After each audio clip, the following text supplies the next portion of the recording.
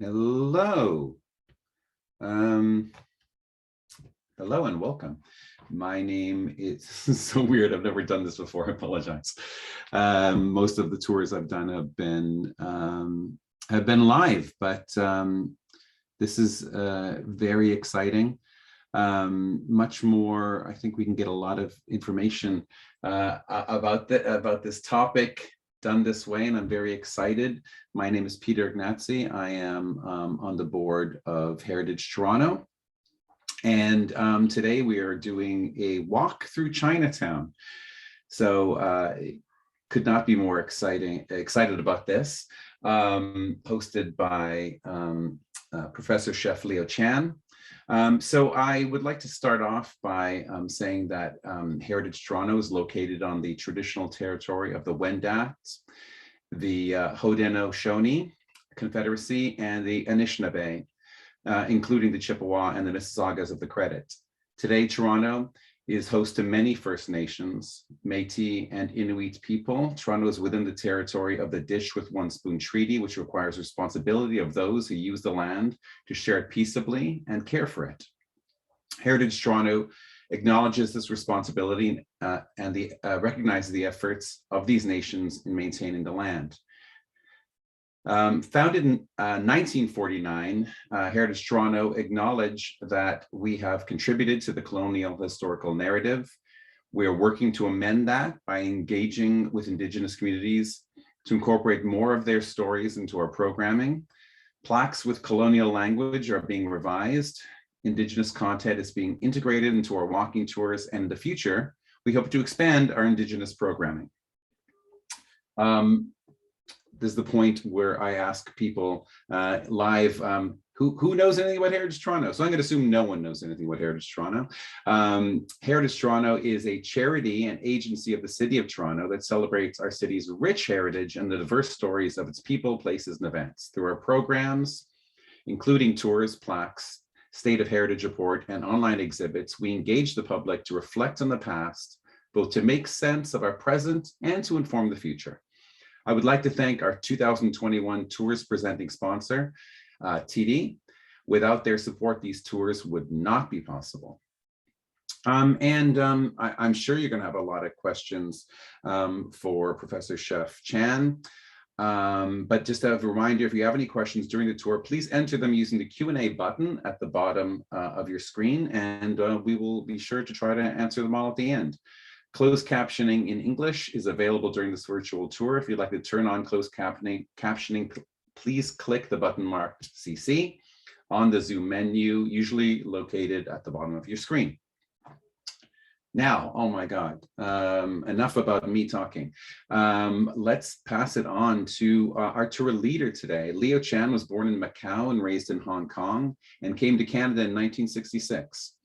Professor Chef Elta Chan was educated at York, Ryerson, and Cornell universities. He taught Asian cuisine at George Brown and Humber colleges, and also held senior management positions in hotel and restaurant chains in Canada and in the US. He's chairman of the Chin Wing Chung Tong of Ontario, Chan Family Association, a member of the 8 Precious Pearls Research Group of Chinese Food History in Toronto, and co-founder of Cambridge Food and Wine Society of Canada. I am very honored to pass it over to Professor Chef Elta Chan. Thank you very much. And thank you very much for joining us tonight. What does Toronto Chinatown mean to you? For me, it used to be the streets and buildings spreading out from the intersection of Dundas and Elizabeth streets. I have fond memories walking through its busy neighborhood.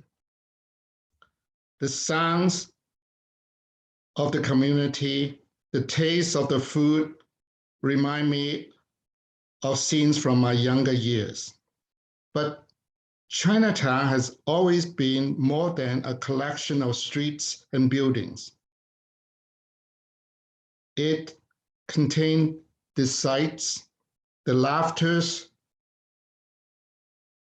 the sensation, and the flavors of a community those things are evidence of the presence of a living entity and our heritage.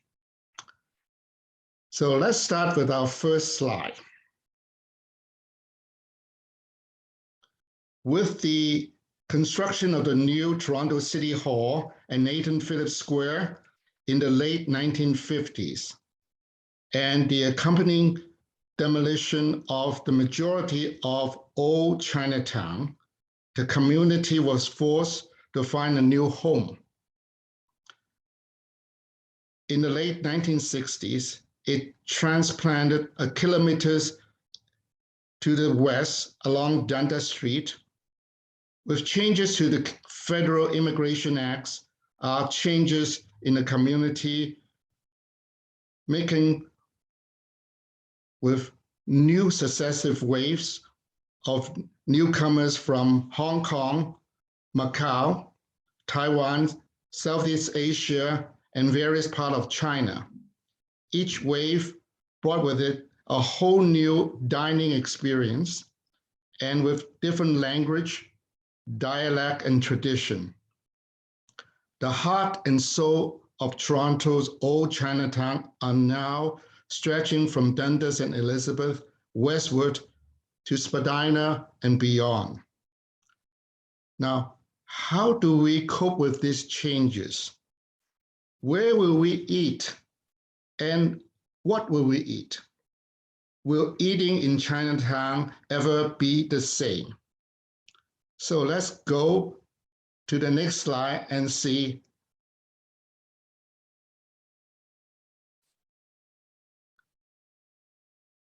Traveling along Dundas, we start with the Dim Sum King, located at 421 Dundas Street West on the south side. In the dining room, we can almost hear the people pushing the wagons. And if we go into the kitchen, we can almost smell and taste the delicious food. And we can feel the heat and energy of the wok. Now, in the dining room, you can hear people laughing, celebrating their birthdays, anniversary, and special occasion with their friends and family. As a member of the Chan's Family Association of Ontario, I remember attending many of these banquets and festivals. The restaurant was not only serving dim sum, it also served a full-course lunch and dinners. It was once the grand restaurant called International Chinese Restaurant. It's a 3-story building and is a miniature Asian mall with many shops and services, and is still a hub in Chinatown. So we've seen this already. So let's go to the next slide. Right next to the Dim Sum King, on the other side of the Jin Lam Lane, is a Chinese bakery on 433 on Dundas. This lane was named in honor of Mrs. Jin Lam, one of the community leaders who headed the Save Chinatown campaign in the 1960s. There you see her sitting in an open, car with the speaker, and the bakery sell buns, pastries, and other Chinese baked goods, including mooncake during the Mid-Autumn festivals. The local usually go there for takeout, but there are some small tables and chairs for those who wish to sit there and eat. It is a good place for seniors from the walking distance, and in some cases, they would like to go there for a Hong Kong milk tea or a Chinese egg tart. Now, if we next one, please.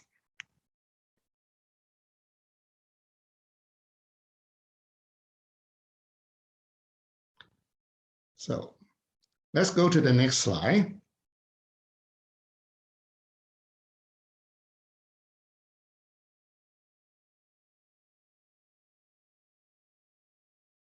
So we have some technical issues here. We are still at the bakery and the Jingnam Lane when it opened. So let's go to the next slide and we'll see some interesting thing along Dundas.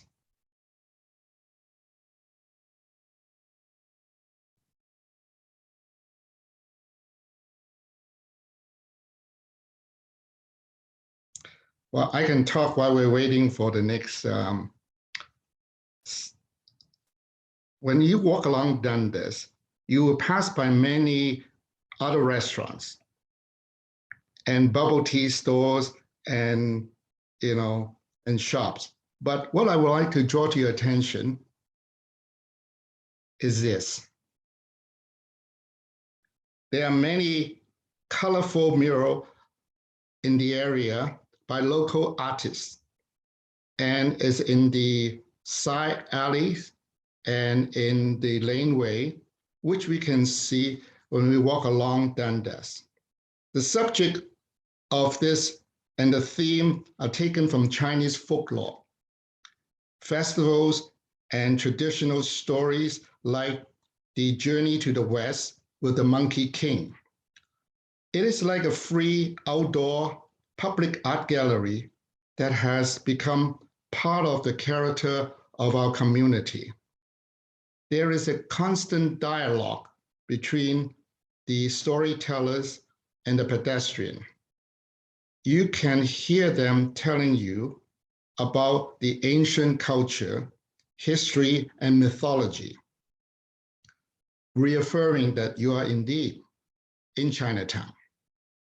So when you walk along, you will see all kinds of restaurants and shops. We are here right beside the Chinese Gospel Church on the north side of Dundas near Huron, in a place called Hong Kong Bistro Cafe. Now, it's an interesting thing because the Chinese, the Cantonese people like me would call it a cha chan tent. It is a hybrid culinary practice and lifestyle where the East meets the West. What do you expect to be able to eat there? First of all, Russian borscht is a regular choice for the daily soup of the day. Portuguese curry chicken and German braised pork knuckles will be served with rice or spaghetti.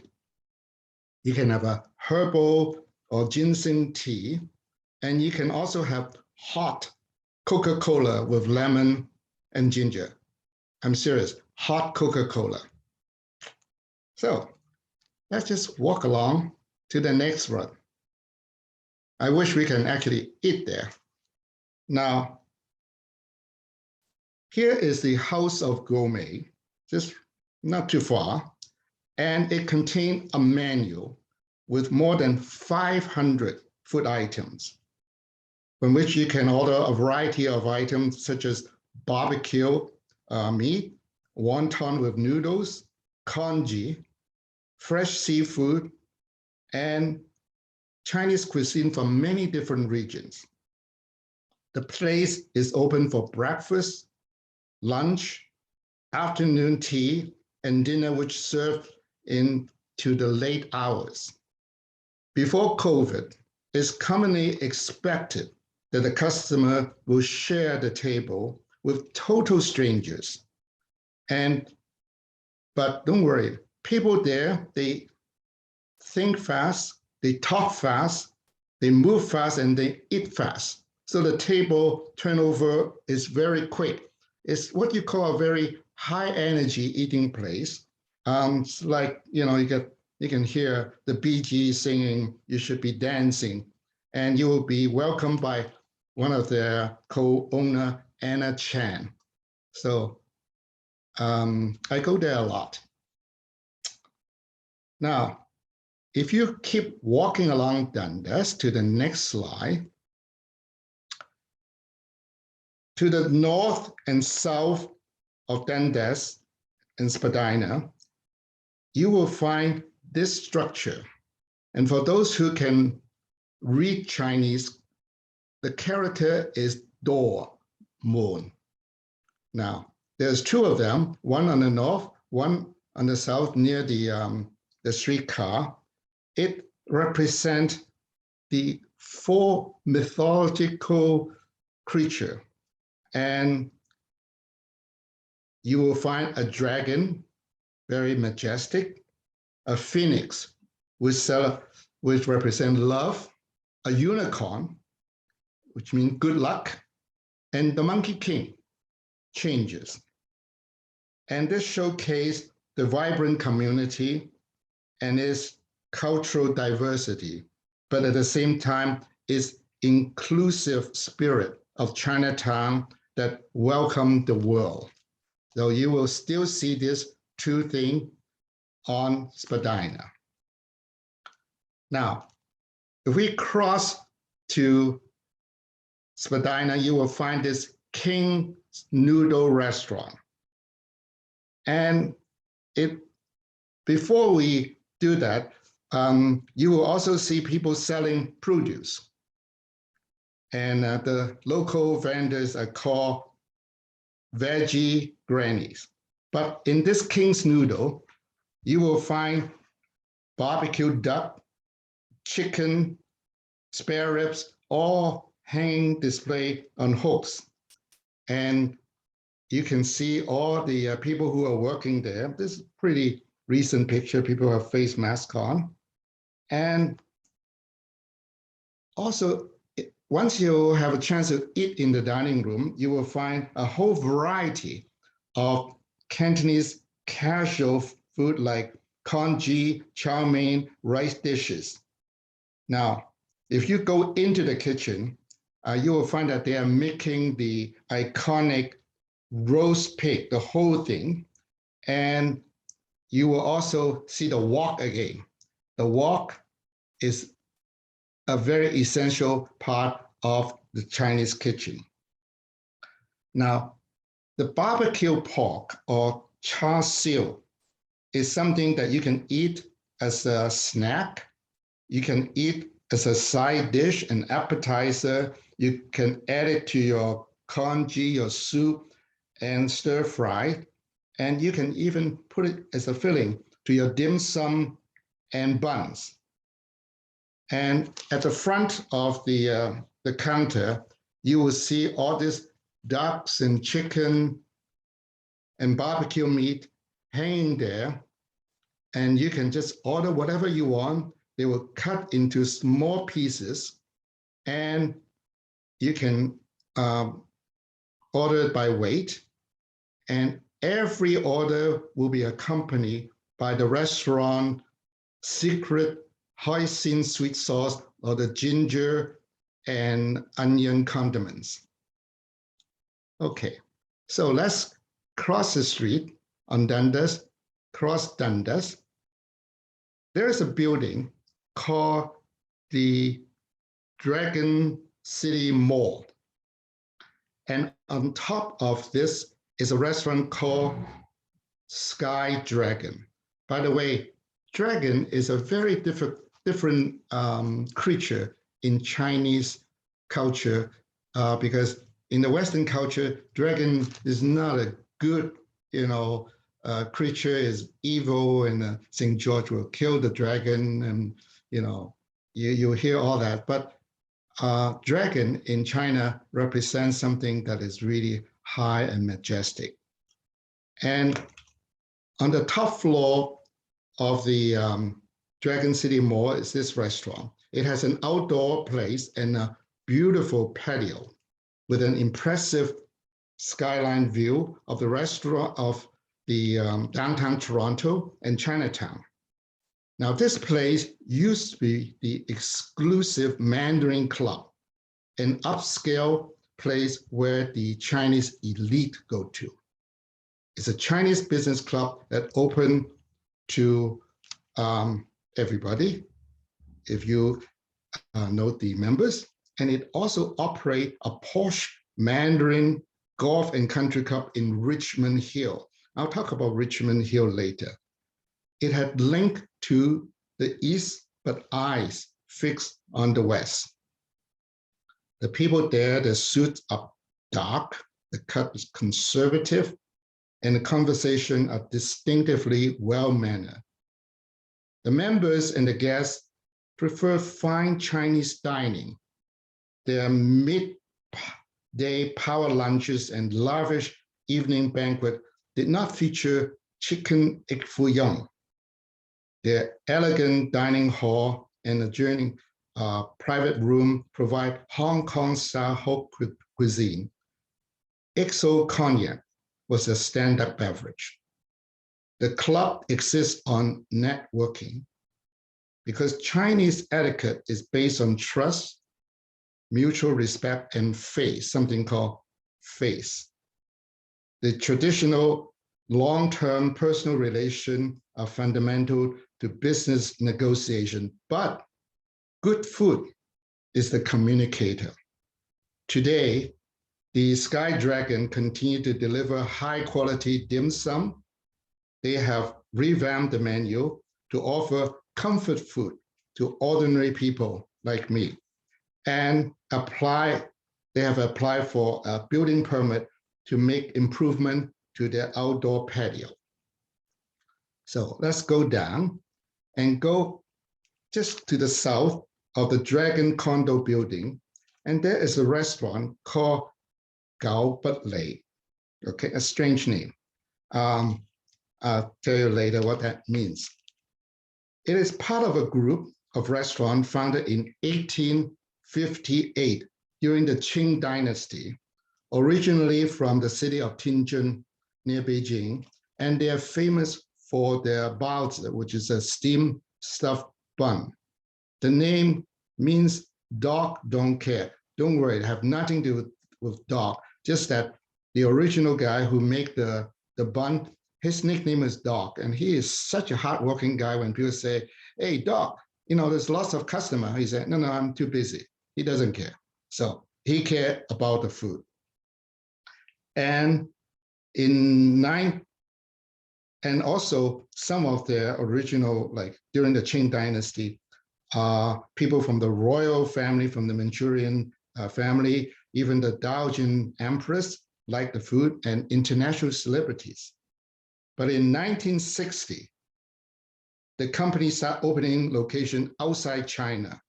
The first one in Ontario is in Richmond Hill. Now, you say, why did Chinese people like to go to Richmond Hill? Because the Chinese call Rich Man Hill. In 2008, the company adopted an English name instead of Gao Bulei. It's a Go Believe, which is the corporate commercial branding. And as you go in there, it's a very, very well-designed place. And make sure you order the buns. So the next one, if you go down further south, there's a hot pot restaurant. So let's go. So now this one is from a different part of China, is from Sichuan province, and it's very, very popular restaurant chain from China, and it has several locations in the GTA. The quality of the food is very high. For example, their AAA beef have very nice, good marbling. Their presentation is amazing. And the spicy soup base is very, very spicy. And there's also fried spring onion pancake and other fried buns with condensed milk. Yes, this is how they like to eat it, condensed milk. And you can go there, but everybody likes a hot pot. You can have an individual pot, or you can share with a group. Now, the signature dish is their soup base, which is considered to be just medium for the intense spice lovers. The homemade noodles there is a table favorite, and their seafood option and vegetable selection are outstanding. So let's cross the street of Spadina and you will see this place. There are many bubble tea places, they are chain, but this one is an independent, started by two very, very good business lady. They are very well educated. One of them is called Elta Chan. And they not only have tea, bubble tea, they also have very, very nice dessert. This is something it is for the next generation. People go in there, they will enjoy a tea ceremony, but they all have their laptop. So instead of going to a Starbucks, people like to go to places like that. And is very, very creative. And just the next slide, we go up north. It's a place called R&D. R&D stands for research and development for some, but in this particular case, this gentleman, Chef Eric Chong, he is the first Master Chef Canada winner, and R&D stand for Rebel and Demon. He called himself the Rebel because he, just like most Asian young people, his parents want him to be an engineer. So he became an engineer. But after he won Master Chef Canada, he wanted to be a chef. So parents supported him. And one of his partners is a Michelin star chef from Hong Kong, Alvin Leung, who called himself the Kitchen Demon. So R&D stand for Rebel and Demon. And Eric told me that his grandfather used to have a bakery that make char siu bao, which is a barbecue pork bun, and he have that. And what he's holding is the Ontario Restaurant, Hotel, Motel Association Asian Restaurateur of the Year Award. Very happy man. Okay, so that is R&D. Let's just keep going. The next one. There are many restaurants, and there are dumpling restaurants like this one. And I like going there to outside just to look at how they make the dumpling from scratch. So they do not just, serve you frozen dumpling. They have a whole team of people. You can see they are making it, every one of them, by hand. And this gentleman, explained how this is made. And when you go to Spadina, when you go to this Chinatown, you will find all kinds of food, all kinds of regional cuisine, and they are all made in front of you sometimes. And I don't think they worry about you copying, because this is one way to welcome everybody. And I have been there many times. I've taken takeout, but most of all, I enjoy watching them. They are ordinary people. They are not celebrity chef. They are not doing this for a TV show. They are doing this for you to enjoy, Chinese dumpling the way it's supposed to be. And I just cannot get enough of this. And this gentleman was speaking in Mandarin and telling people that, please come to Chinatown. We would love you to have, like, dumpling can be served steamed, dumpling can be fried, dumpling can be from a broth, and dumpling is best when you share with people. You don't go to a dumpling house and just eat dumpling by yourself. And so when it's served like this, you just dive in with your friends and family and enjoy it. So what are you trying to say is come to Chinatown and then that is the Dumpling House. Now, our talk is called a walk through Chinatown. So the next, when you walk through Chinatown, you will sometime in, years before, there are some night markets. You will find all kinds of food, whether you are familiar with it or not. And when I talk about the sound and the smell and the taste of food, some you will say, oh my God, what is this? If people have never heard of something called smelly tofu, you can smell it from a mile. But there are people obviously like that. But there's all kinds of food that is put together, and they welcome everybody to go there. So this is a picture in one of the night markets on Spadina again. So let's go to another one. The next slide, please. Now, a walk is a very, very important part, both in a commercial kitchen, restaurant, or also at home. If you, like I've been teaching at Humber and George Brown for many years, and students learn the European way. I taught Asian cuisine. And when they come to my class, I told them that, well, I know that you have a set of knives, which you spend hundreds of dollars. In Chinese kitchen, you have one knife. And there are also different types of pots and pans. And in a Chinese home, if you have one good wok, that's all you need. Of course, it would be nice if you have a microwave. But this place called the Tap Phong Trading is a center of activities in Chinatown. The owner came to Canada from Vietnam.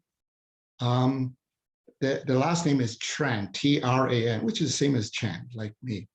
And if you want to cook Chinese food, you don't have to have a wok, but it would be nice if you have a wok. But most importantly, if you go to a place like Tap Phong Trading, they are very knowledgeable. They are not trying to upsell you. They will tell you what you need, whether you need a wok or you need knives or you need any other things. So this becomes a place a lot of chefs will go to. A lot of people will buy household products, and it's been there for a long, long time. It's on Spadina, just north of that dumpling place. So I go there a lot. I buy all my stuff there. So let's go to another one. We are now almost at the end of our tour. And this place is called Mother's Dumpling. Now, I don't know this lady. I don't know her name, but I find her to be very representative of all those tens and thousands of people. She certainly is not what you call a celebrity chef, but she was not posing. I asked the owner if I may have a picture, and he sent it to me. And he said that this lady is always smiling. And I would like to say that it is important for us to recognize all those people for the past 100 years or more who have worked in Chinatown in a Chinese community with all the difficulties and obstacles. They put their children and their grandchildren through schools to better opportunity so that, they can be part of the Canadian society. And if you go to Mother's Dumpling, you will find that there's all kinds of dumpling and other stuff too. And you will see people like that looking at you. They don't give interview, but they will smile and they will continue to make the dumpling. So I would like to say that in closing, I want to recognize that food is our common bond.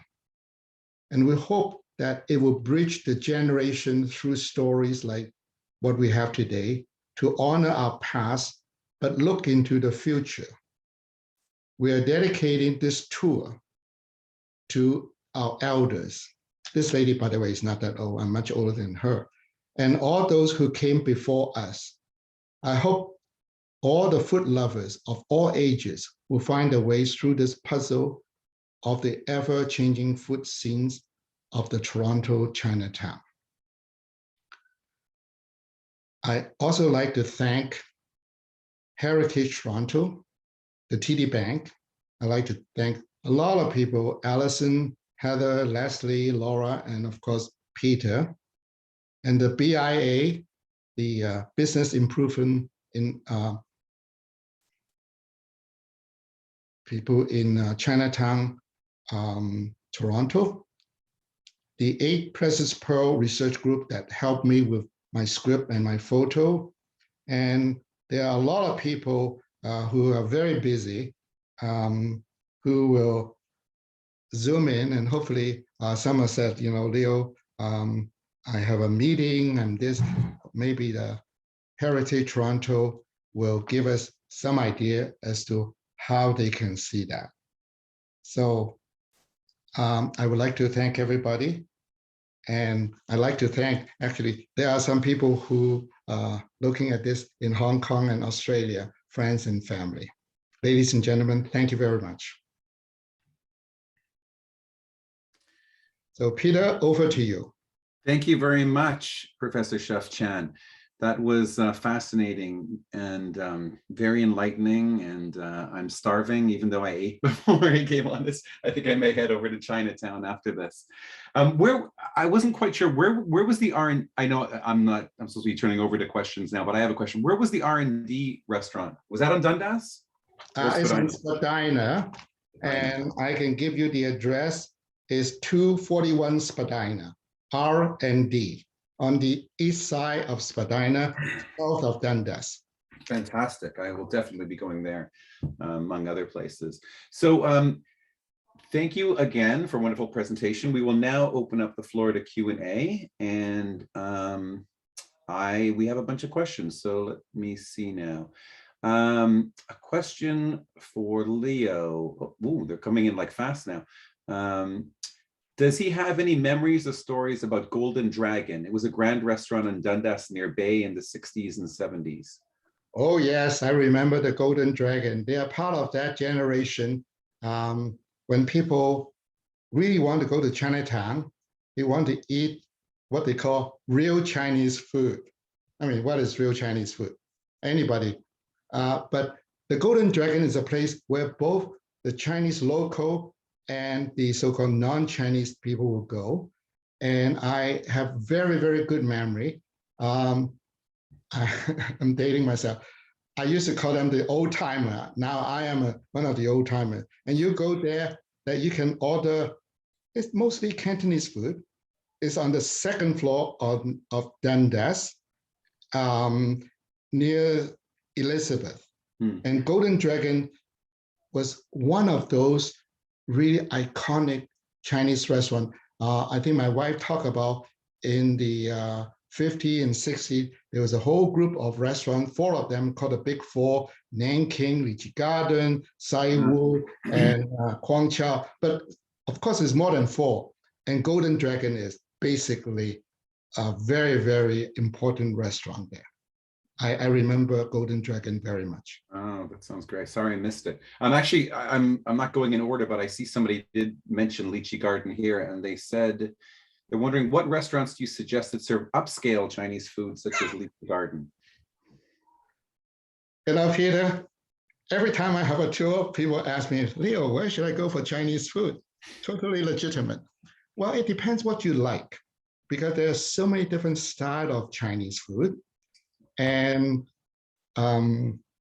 My sister and I just celebrate our birthday jointly recently, and we went to a place on Steeles and Warden in Scarborough called Casa Imperial. Casa Imperial. Casa Imperial. And we had a great time. And there are just so many so-called upscale restaurant, not like Lychee Garden. Lychee Garden is one of a kind. And then there is also a place called Paradise. And you go there, you're in paradise. It's at Finch and Leslie. They also have a sister restaurant in Yorkville called Dynasty. Oh, okay. Yeah, I know Dynasty. You know Dynasty. Yeah, yeah. And if you go to Vaughan, there's a restaurant called Cynthia. They have one really? New Market, Mississauga. It's called Cynthia. And there's actually a lady called Cynthia. It's a very nice lady. And of course, you can go to Richmond Hill. There. Oh, yeah, of course. There are many restaurants, but I like to go to Chinatown because, as I mentioned, to me, I like going there because it reminds me it's still there. Yeah. Somebody, this may not be a good answer, but it's like Hotel California. You can check out anytime, but you can never leave. That's fantastic.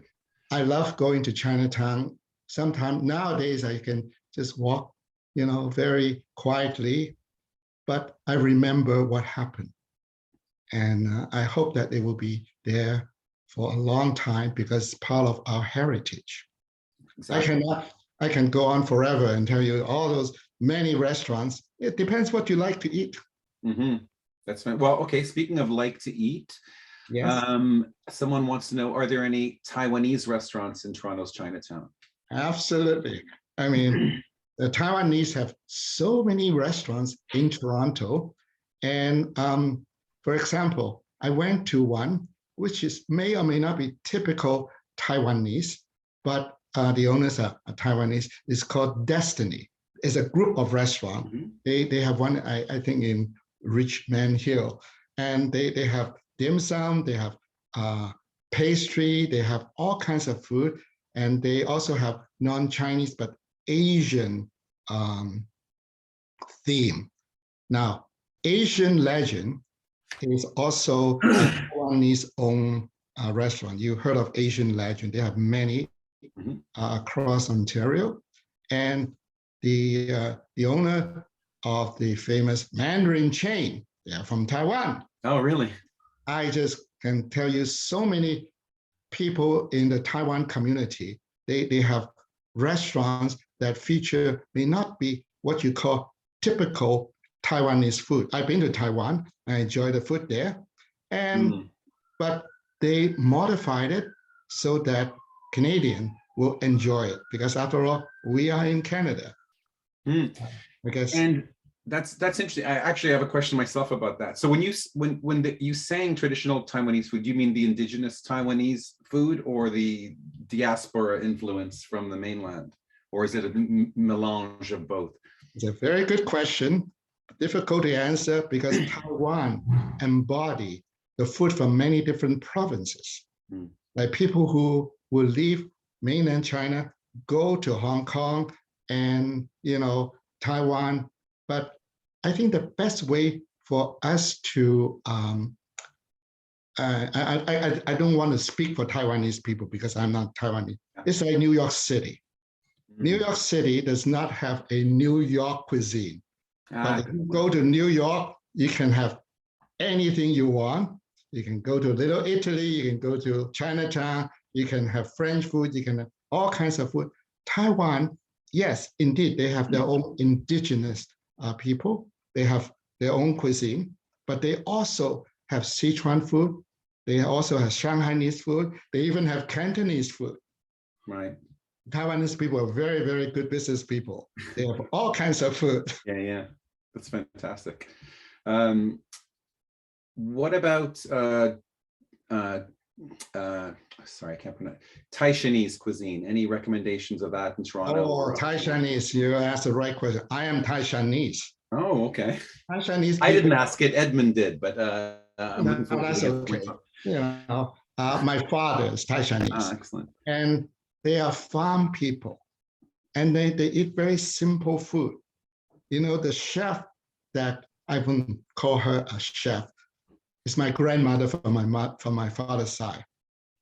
She has the biggest influence of me because she make the food for the farm people. Mm. And I'm not even sure if my grandmother can read or write, but when she cooked, she put a little bit of this, a little bit of that. She never measure, and she tasted before. And this is how I teach in school too. You have to teach with passion. You have to teach with love. If it is cooking for your own family, that is good. You don't need to have a Michelin star. Right. Thai Chinese food is very simple. I would say it's very, very similar to Mediterranean food. They eat local. They cook, with food that is from the farm. And for me, it's delicious because to me, the most important thing is home. And you eat together. And of course, I love my grandmother. And she cooked and then she ate with us. Mm-hmm. I don't think there is actually a restaurant called Taiwanese. There used to be one on Dufferin and Eglinton, but it's gone. I remember seeing the name Taiwan. Right. They don't really market Taiwan food very well. Oh, interesting. That's a business opportunity for someone, maybe Edmund, who asked the question. This is actually a very timely and I think important question to a lot of people who like to eat in Toronto. Do you think push cart dim sum will come back after COVID? Well, that is for the health department to decide. It's not for me. The whole thing about pushing cart is a very good operational decision because the cart will came from the kitchen in a certain quantity, it's fresh, and a lady will yell out what's in there, Hakka, siu mai, char siu bao. And if you go to a dim sum restaurant, and if you know what you want, you just have to point, and they will know what it is. The pushing of the cart is both an economical and a business decision because I don't want to say that those ladies are not educated, but they are trained just to push it. They will put it on their table. They will mark on a piece of paper, and then they move on. And by the way, dim sum in Chinese means point to your heart. Point. So if you go to a dim sum place, don't point to your heart. People say, "What do you want?" You point because it is something. It also means it's a small bundle of joy. Right? So, I see. Yeah. If you, I don't know how long have you been in Toronto? 30 years, I think. Yeah. Okay, you may or may not heard of a place called Chinatown Center. They used to have a restaurant, and the owner has a very, very interesting idea. He said, I cannot find enough of those ladies pushing the wagon. So he bought a whole bunch of robots, and it run on a certain route, and the robot will have a recording. It will say Hakka, siu mai in Mandarin, Cantonese, English. Wow. And then they will stop the car, just like a R2D2 running around, and people will order. So now, I mean, that is a very expensive thing, but yeah, it sounds like that's one of his many, many interesting ideas. He also want to have foot drop from the ceiling because he likes skiing. He said he like to have gondolas, and then things will come down in a parachute. He liked the show. It is a real show, but the dim sum cart is an experience because you navigate through tables And then sometime, as I mentioned before COVID, people actually have to share tables. And then they have to be very careful. Those baskets are yours. And those baskets belong to a total group of people. And there's certain etiquette. When you finish, you don't push your basket to somebody else because you order it, you eat it. And so the whole thing about dim sum is an experience. Right. Yes, exactly. It's nothing like seeing some lady, a staff member, and sometimes the staff, the manager will come out with a tray and not a whole wagon, and they say, "Oh, I have some vegetable. This is the special of the day." So it's not just the wagon; it's the whole thing of presenting food. Yeah. Yes. Exactly. The experience. Excellent. So Richard has a question, and I find it interesting because I've seen it in my own neighborhood. My dad moved to Toronto in the 50s, and he was Italian. He moved to Little Italy, and coincidentally or whatever, when I moved to Toronto, I moved to Little Italy, but there's not really much Italian left in Little Italy.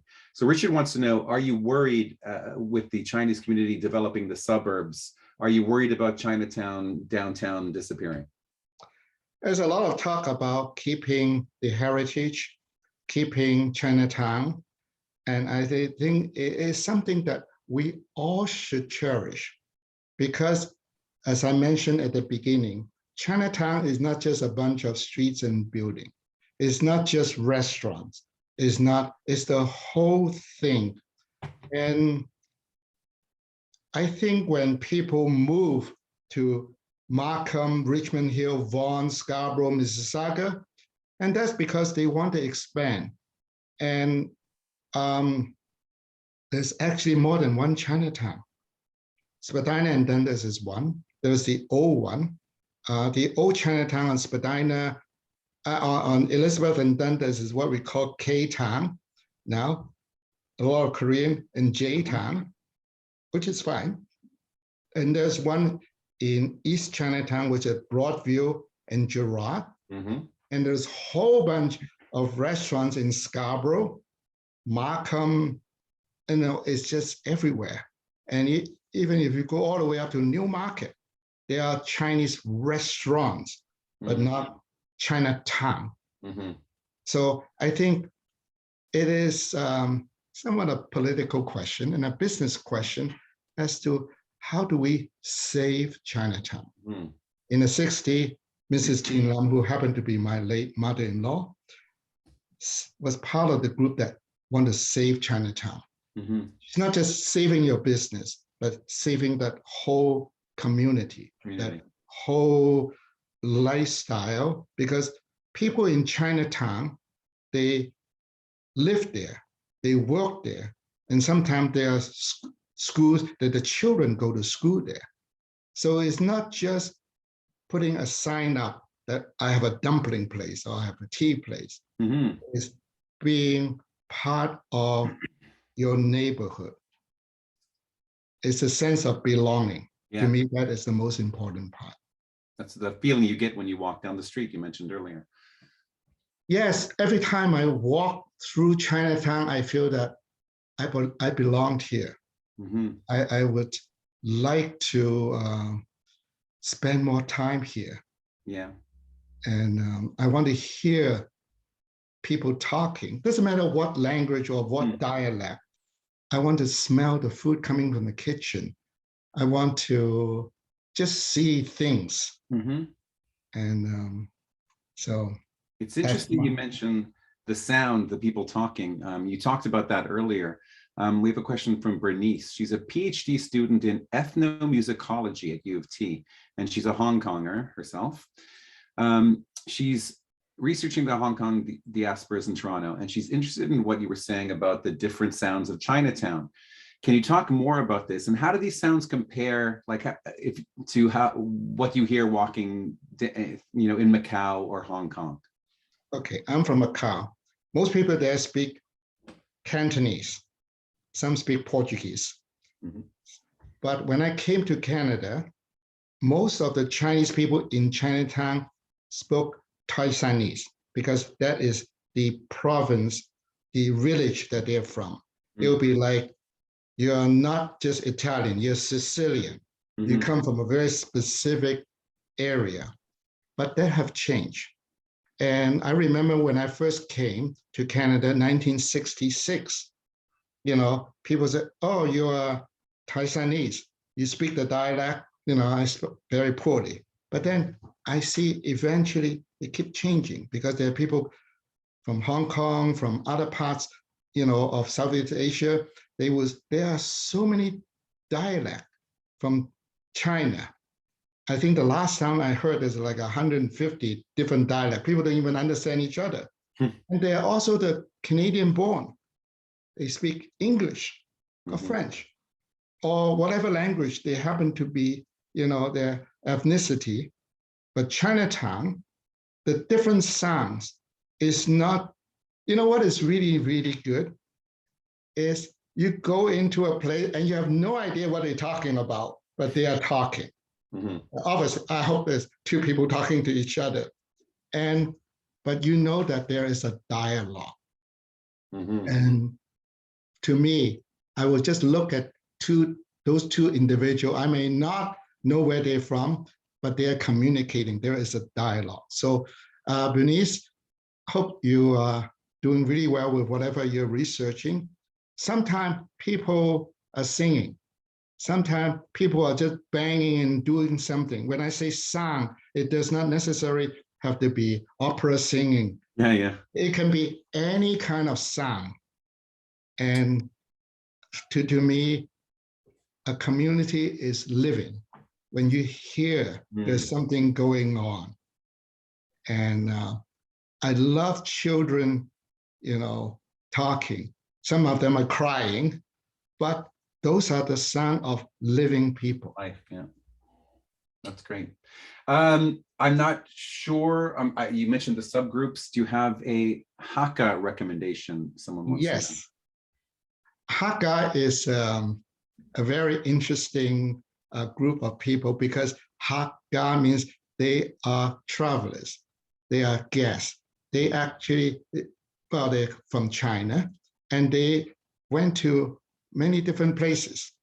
A very famous Hakka chef is Nick Liu from Tai Lo on College Street. You heard one of the best restaurants, and he has a Hakka wonton with XO sauce. It's just great.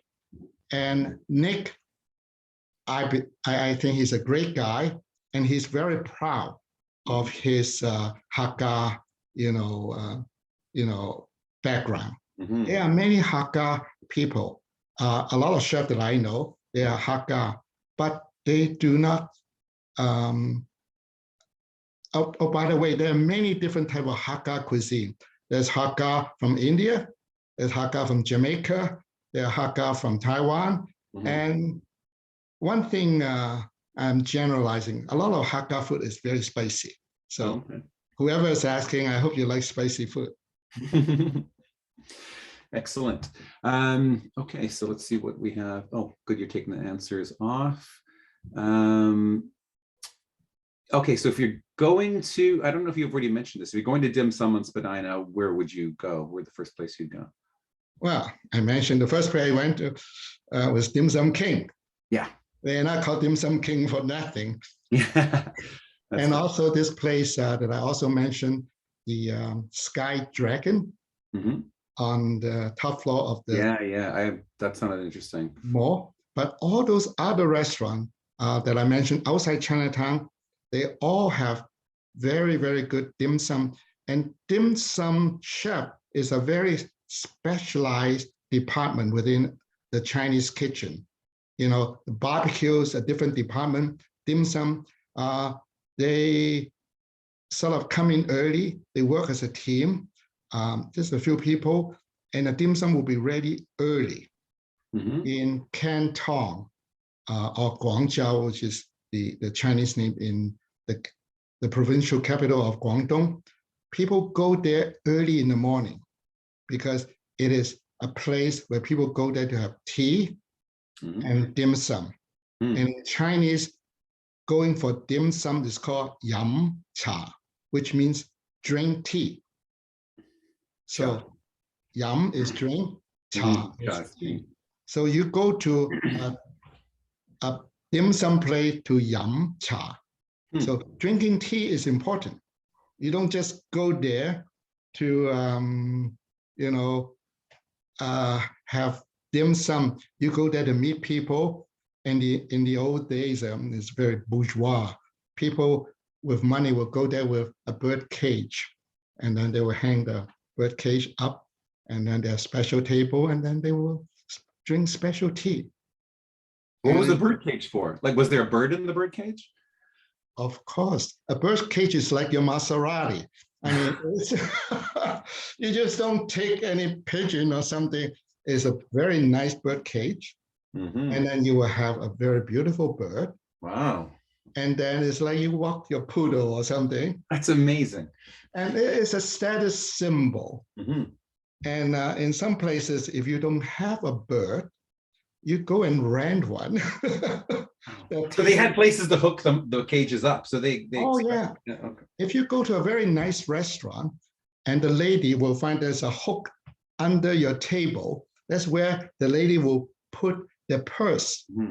Like in Rome, there are some restaurant that they will either have a side table, because you don't put your purse, well, the lady will not put your purse on the floor or hang on or put it on the table. So if you are a gentleman with a nice bird, you go to Yam Cha. First of all, you have to have the bird, and then you have to know what kind of tea to order. It would be like you go to a wine place, and then you have to order the best wine. You just can, what is the house wine? You don't say that. You have a specific personal tea, and some of the name is like Dragon Well. It's the tea for the emperor. Yeah, very expensive. And I think my wife and I went to that place, like $300 an ounce. It's like ordering caviar. Yeah. When people say, sir, I mean, you have to prepare yourself. You go to one of those places, the first question they ask is, what kind of tea will you be having? And I hope you're not going to say Earl Grey or, Wow. Okay. So it's like you have to be as knowledgeable about wine and not say red or white. You have to. Yeah, you're going to say, do you have a 1980 whatever, Chateau Lafite? You just can't say that, well, any tea would be fine. No, that's not acceptable. Your ignorance. Yeah. So you have, when you go to a dim sum place, maybe not in Toronto, they still ask you. So maybe you should ask a friend and write it down for you, what kind of tea. And it's also seasonal. There are certain tea that you drink at a certain time. So you don't ask for something that is not in season. I mean, it's a whole different, to me, it's rather snobbish. To me, it's just tea. Yeah. Interesting. But there are plenty of good dim sum places in Toronto, Chinatown, and outside Chinatown. Okay, excellent. So Erica is asking, and this is an interesting question. I'm interested in the answer myself. Do you think that cuisine back in China has been influenced by traditional cuisine prepared and served here in Canada? Do you think there's any sort of reverse sort of? Can I be clear as to what the question is? Do I think that food in China influenced the food here? The other way around. Do you think, I think what she's saying is, do you think there's any sort of like, I think there's been sort of North American Chinese dishes that have been created here. Do you think any of that has transplanted back to China? Oh, absolutely. Food, as I mentioned, is a communicator. And I think people from different culture would appreciate things from another culture. So that will French, Italian, Japanese, Scandinavian, or any food outside China make changes in China? Mm-hmm. My answer is yes. I've been to China. I've been on a number of exchange programs representing the province to promote trade. And they always ask, we are China. This is where Chinese food is from. How come Europeans and North Americans, maybe not Canadian, Americans do not like our Chinese food? They like your Chinese food. I said, our Chinese food? So I try to be very polite because, you cannot answer, but I gave them one suggestion. And it is just for me to get out from that. I said, people in North America like to eat their hot food hot and the cold food cold, meaning that they will have things to make sure the food come out hot and stay hot. And we, Canadian, serve our salad on a cold plate. In 1985, that's when I went to China. It was something new to them. I said, you put your plate in the fridge? I said, yes, we do. And then I was not sure if I was getting the message across. And I said, there's plate warmer and all that. Yeah. I remember back in the 70s, there are Italian movies, but made for Italian. They're called spaghetti western. Yeah. Because Italian make very good movies. But there are some cowboy movies made for Italians. Yeah.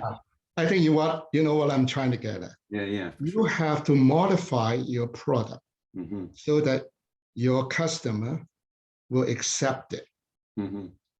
There are three very important things in food.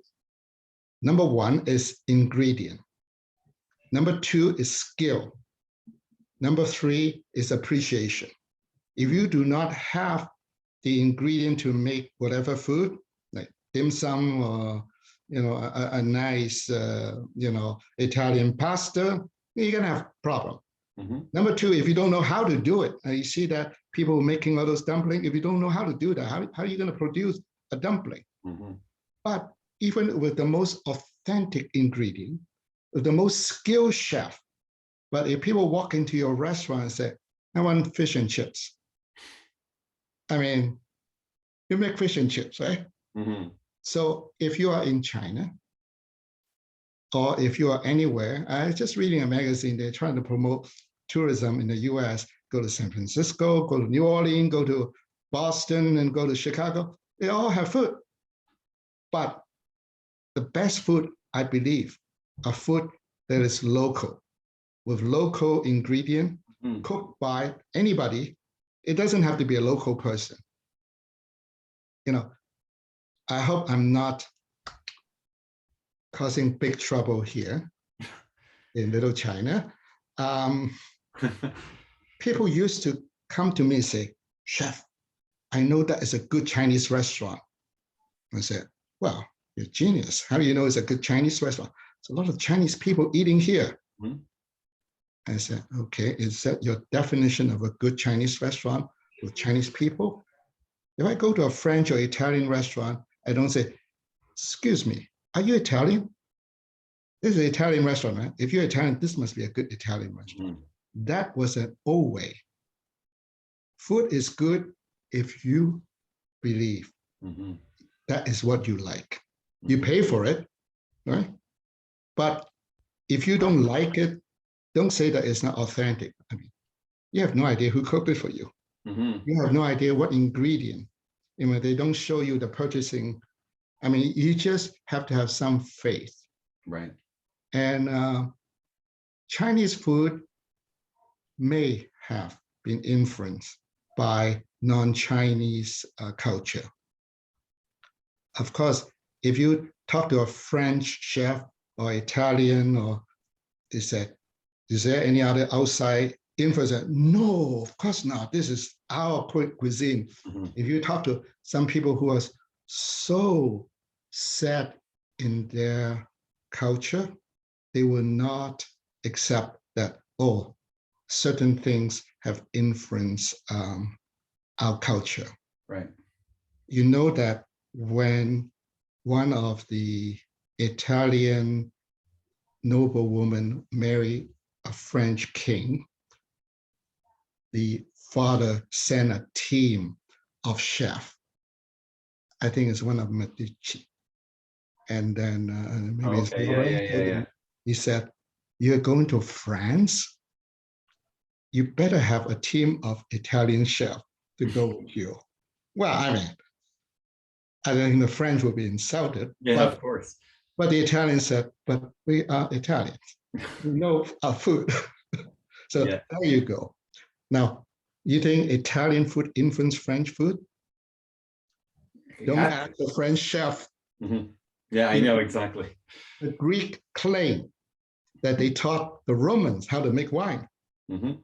Maybe, maybe not. Try to tell Italian that the Greek taught you how to make wine. Maybe not. Maybe. Well, and the legend is that the Italians have pasta because of contact with China. That's a myth. Yeah, I think so. Yeah, because I think history shows that the Italians already having pasta before Marco Polo. Mm-hmm. Maybe a little different. It's a good story. It's a nice story. Nice story. So that's fantastic. So I think we have a little bit more time. Sorry.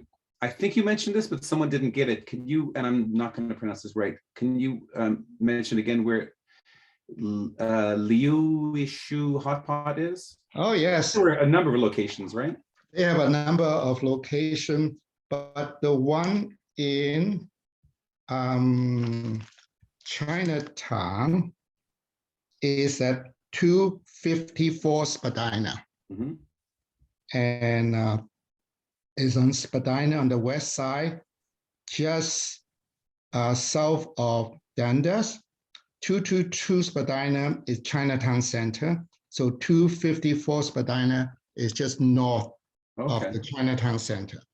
It's the hot pot place, right? Yeah, I know exactly where that is. Okay. Did you mention someone wants to know Richman Hill and Markham? Did you make recommendations for those two places? I can't remember now. Oh, there are so many. A good friend of mine, part of the family, Councillor Godwin Chan, would be so happy because he is the person that there are many places in Richmond Hill. I just feel bad that I don't go there often enough. And so he just call Godwin Chan, say, Leo want you to know. Excellent. Someone's asking about sharing tables with strangers, but I think that's once again a question for the health department, whether that'll be able to come back again. Well, that is sort of not a must, because a lot of people go to not dine to eat alone. Mm-hmm. And Chinese restaurant will have a big table, 8 people, you don't know anybody beside you. Mm-hmm. You don't talk to them, you say hello, smile, and that's basically it. That is a very Chinese place. Mm-hmm. You go to a Chinese dim sum place, you can see a guy reading a newspaper, people will be on the phone and whatever, they don't even know each other. Mm-hmm. And that is a quite common practice, because just imagine you're in a Harry Potter movie, you know, a long table, and you know the other students, but I think it's called a communal table. Right, yeah. And it's quite, I wouldn't say popular, quite common in China and in Hong Kong that I remember. And there is absolutely nothing wrong. I mean, of course, nowadays you don't do it because of COVID. Mm-hmm. You don't sit with strangers. But in Chinatown, nowadays, they don't do that. Right. But, I mean, I think that a lot of cultures, that's very strange. I didn't grow up like that. You would never, growing up in Hamilton, in the neighborhood I grew up in, that would never, but I remember going to Germany, which is not China, but I went to just Germany. People will just sit down, like you'll be sitting at a table by yourself and some at a cafe, and someone will just sit down next to you. It's quite shocking at first, but everyone just goes around there. And have a beer and have a... Exactly. It's it's a very nice thing. Um, there was a question about, and I think you mentioned this, the Hakka restaurant run by Nick Gu. Where was it again? It's on College Street. It's called Dai Lo. Oh, Dilo. Yeah, that's the one you mentioned. Yeah. Dai Lo means big brother. He's my big brother. Yeah. It's college and it's Palmerston. Palmerston, exactly. I've been there Really anytime. fun I love place. the food there. Hakka stuff. Yeah, really fun. Even have they have a very interesting like a steamed bun Big Mac that's unbelievable. But he's very creative, and Nick is very nice. One time, the two of us, we did a show together at LCBO, and we do dim sum and we do buns, and it was a lot of fun. He is a really nice guy, Nick. Yeah, that's great. Last question from Tom, who's a Hong Konger. Do you think, I don't even know the context of this, but he's asking, do you think that Cantonese will give way to Mandarin in Chinatown as a predominant thing? It's already happening because if you take a census, the people coming from to Canada used to be predominantly Taiwan, and then eventually it was more Hong Kong Cantonese people. Now is Mandarin speaking people. So that is inevitable because it's just pure number. There are more people who speak Mandarin, and I don't have the number. But yeah, much more from what I understand, like on a global standpoint. Yeah, I guess it's inevitable. That's the beauty of not just Chinatown, but the immigrant experience in Toronto in general. It's constantly changing and evolving, and it makes it interesting. So that is it for questions. This has been a wonderful presentation and an excellent Q&A session at the end. I know certainly from my own experience growing up in Hamilton, Chinese food was just one kind of thing. It was just Chinese food, and now, thankfully, thanks to chefs like yourself and educators like yourself, we're learning much more about the wonderful choices and diversity in Chinese cuisine. So thank you very much. So that's all the time we have for questions today. If you have any questions about this tour in general, please reach out to Heritage Toronto at info@heritagetoronto.org.